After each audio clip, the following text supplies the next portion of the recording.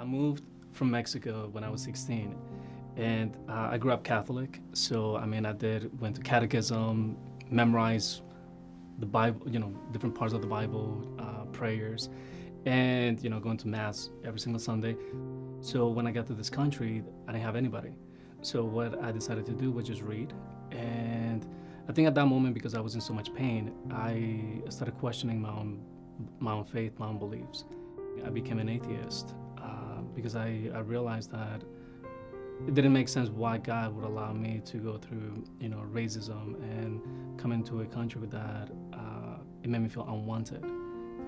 Fast forward 2 years later, and I was taking this class. It was an ethics and philosophy class, and that's where I met my wife. And she would come and say, "Hey, can I just talk to you? I would just listen, essentially." And I was sure.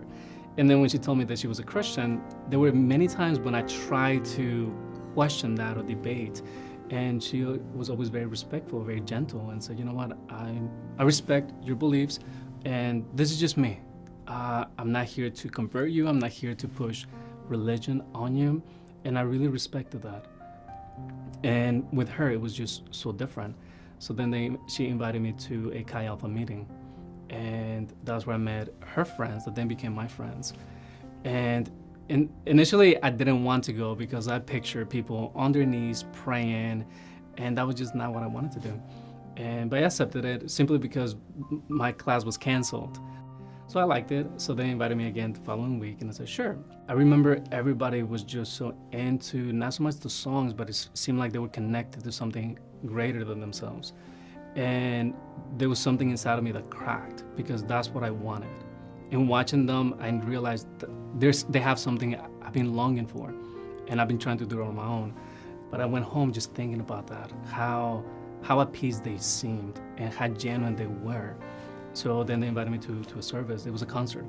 I went, then I spoke with the pastor after that, and we just connected so well. And at that moment, I realized, you know what, I've been scared of surrender in my life. Then I went to the service the following morning, and I remember they were asking, whoever wanted to be saved to step forward. And I had this internal battle because I'm thinking, why do I feel like crying and like moving forward? Because again, I'm still in my head. I'm still trying to make sense of it. And I remember just praying, you know what, Lord, I know of you. I grew up reading the Bible. I've memorized tons of verses, but I realized that I don't know you.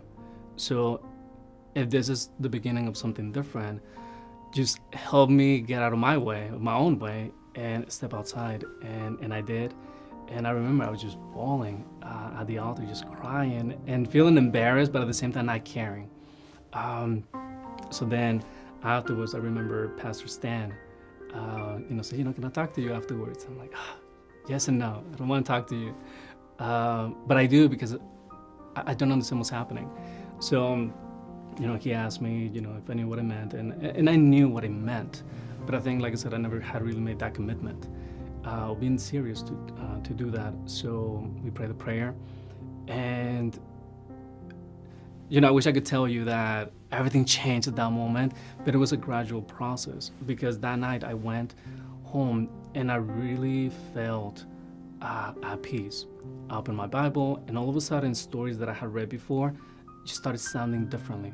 All of a sudden, I just had this thirst to know more and to know more. So I'm thinking, you know what, I'm gonna do this. So then, eventually I felt that peace. Fast forward, 10, 20 years, and here I am, doing the best that I can and always partnering up with God. Because in my career, I listen to, the horrible stories. I treat children ages 3 to 17 who've been raped, tortured, through so many traumatic events. And people always wonder how I do that, how I can sit there and listen to these stories, 5 days a week. And the reason that I know I can do that is because every morning I turn on the car and I say a surrender prayer. Because it reminds me that when I started on this journey, it wasn't going to be up to me. I just had to get out of the way and just allow God to do what I cannot do in the natural. God really showed me that the best thing that I could do is just surrender and partner with Him, because He didn't want me to go through what I went through, to do it on my own.